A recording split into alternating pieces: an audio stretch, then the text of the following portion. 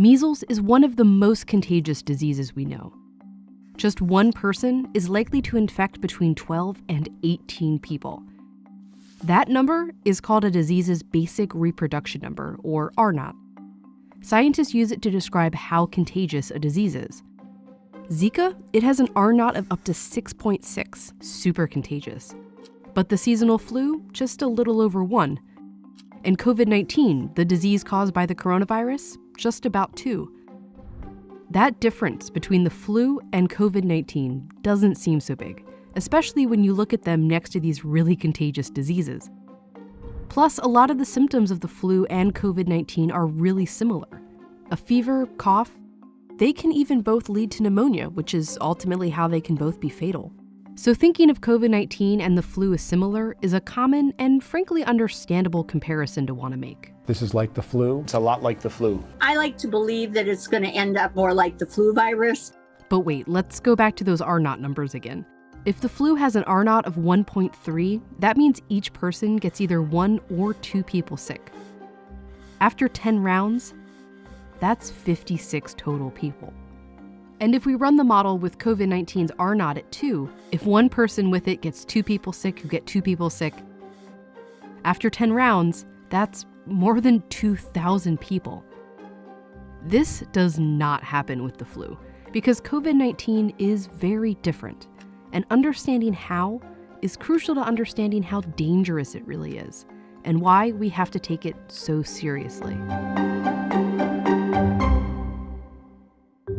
When we start to look for that comparison to the flu, we almost calm ourselves down. But unfortunately, that's not quite the right reaction here. Every year, the seasonal flu kills as many as 60,000 Americans. As of late March, COVID-19 has killed about 34,000 across the whole world. But scientists expect that number to go up, way up. Tens of thousands of people a year die of the flu. But we haven't had this for a year yet. We've only had this for a few months. The trouble is coming, and we can predict it, and we can see what's coming, at least to a certain extent. The first really big difference between COVID-19 and the flu is how long it takes you to feel sick. From the moment you're infected with COVID-19, it usually takes 5 days before you start to feel symptoms. But it can take as long as 12 or even 14 days. This is the incubation period, the time between when you catch it and when you first realize you're sick. And scientists think you could be contagious during most of this period. The flu, by comparison, has an average incubation period of just 2 days. You get sick, and pretty soon you feel sick, and you know you're contagious. This is what we're used to. But COVID-19 flips that around.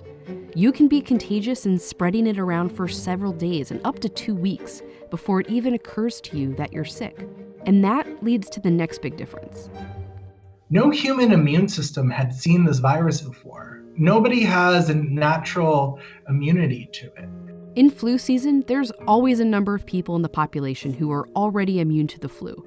That can be because they got their flu shot, or maybe they've already had that flu strain. And that limits the spread of the virus. When one person is contagious with the flu, they can only spread it to people who aren't immune, who can only spread it to other people who aren't immune.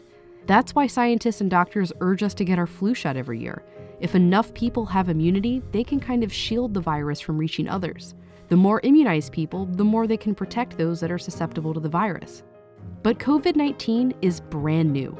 None of us have had it before, and there's no vaccine, which means nearly everyone on the planet is susceptible. So when a contagious person, who may not even know they're infected, comes into contact with others, it can spread like wildfire. And then you see how much more dangerous COVID-19 can be.